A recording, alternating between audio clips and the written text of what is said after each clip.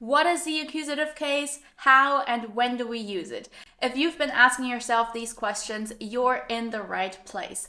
In today's video, you'll learn the concept of the accusative case along with practical examples to finally understand how you can build your own sentences using it correctly. If you're new here, hello and welcome. My name is Salome, and on this channel I teach practical German in plain English to make it easy for you to understand these seemingly complex concepts. I'm also not a big fan of throwing grammar terms around without linking it to practical examples, okay? Because you need to understand how to apply the grammar concepts in real life conversations.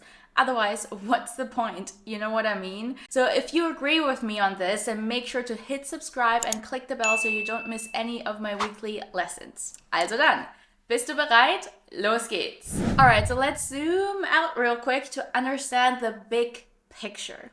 First of all, we need to understand what is the purpose of cases, why do we even have them? So cases in general are there to show the different jobs or roles that nouns play in a sentence. And a noun can be a person, a place, or an idea. So each case indicates the function of a noun within the sentence. For example, the nominative case shows that a noun or pronoun is the subject of the sentence. And the accusative case shows another one of these rules. So when a noun is in the accusative case, it usually means that the noun is receiving the action of the verb. In other words, it's a thing that's being acted upon. For example, let's take a look at this sentence. I drink a coffee. In this sentence, I is the one doing the action, which is drinking, and the coffee is what is being drunk. So in this sentence, the coffee is in the accusative case because it's the thing that's receiving the action of the verb to drink. It's the so-called direct object. Okay, great. Now that this is clear, why does it even matter? Why does it matter to understand this? It matters because in German, it changes the article of a noun, sometimes along with the adjective endings if there is one that is placed in front of the noun. If you don't know what I mean by articles or you are struggling with German articles in general, I highly recommend joining my free training for beginners in which I dive deeper into the German articles, how to identify which ones to use when, along with other valuable topics like German pronunciation, daily life conversation, and a lot more. The link to register for free is in the description box below. I would love to see you in class. Alright, so let's take a look at the example sentence we've just talked about earlier in German. I drink a coffee. In German is Ich trinke einen Kaffee.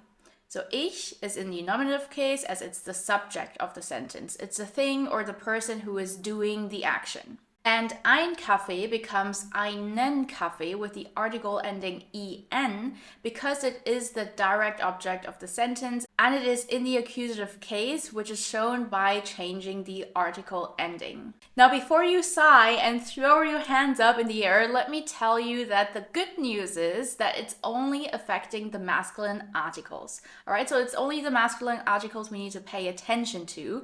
The other two, the feminine and neuter articles, remain the same. Okay, so not that hard after all. Let's take a closer look and make sure to keep watching for more practical examples afterwards. So first of all, we have the definite articles here in the nominative case. Der, die, das, and die for plural. The definite articles are translated to the in English and are used to express something specific. And we have the indefinite articles that are translated to a or n in English and are used to express something non-specific. So there is ein, eine, and then ein again, and no article for the plural nouns. As mentioned, in the accusative case, the masculine article changes from der to den, and from ein to einen. Everything else remains the same. So die remains die, das remains das, eine remains eine, and ein remains ein.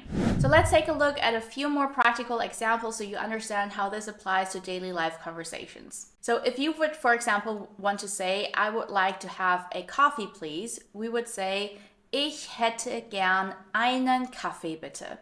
Because coffee is a masculine noun, as we've learned earlier, and we need to change the article to einen Kaffee. Ich möchte einen Tisch reservieren, bitte. I would like to reserve a table. You probably have guessed it already. The table, der Tisch in German, is a masculine noun. Entschuldigung, ich suche eine Toilette, bitte. Excuse me, I'm looking for a toilet, please. So die Toilette is a feminine noun, and as we've learned, for feminine nouns, we don't need to change anything, even though it's the direct object of that sentence. Wo finde ich die Kasse, bitte? Where do I find the cashier? Die Kasse here is the direct object, but because it's feminine, I don't need to change anything. Wie findest du das Buch? How do you find the book? So du, you in this case, is the subject of the sentence. Finden, to find, is the verb, and das Buch, the book, is the thing that's being acted upon. So in short, it's the direct object. But it's a neuter noun, therefore the article doesn't change. Alles klar? Again, if you need more help with the basics like understanding the different genders of nouns and basic sentence structure, I highly recommend checking out my free training for beginners. It simply allows me to dive deeper and help you to kickstart your learning journey successfully. The link, as mentioned, is in the description box below. So here you have it, the accusative case explained with practical examples that appear in daily life. I hope you have found this helpful. If so, please leave a like. I really appreciate it. And I'll be back with more German lessons for you guys next week. Das ist alles für heute. Vielen Dank fürs Zuschauen und bis zum nächsten Mal. Tschüss!